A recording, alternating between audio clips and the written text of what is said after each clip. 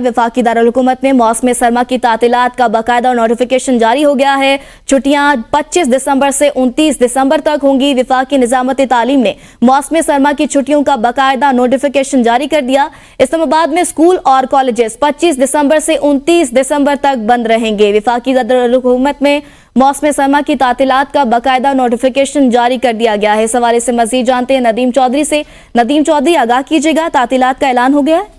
जी बिल्कुल, वफाकी निज़ामत तालीमात की जानिब से नोटिफिकेशन जारी कर दिया गया है, जिसमें वफाकी दारुल-हुकूमत के मातहत वफाकी निज़ामत तालीमात के मातहत जितने भी स्कूल और कॉलेजेस हैं उनको 25 से 29 दिसंबर तक की छुट्टियां दी गई हैं, जबकि पंजाब के अंदर इसे 10 रोज की छुट्टियां दी गई हैं और वफाकी दारुल-हुकूमत में और इसके मातहत जितने भी कॉलेजेस हैं उनको सिर्फ 5 रोज की छुट्टियां दी गई हैं।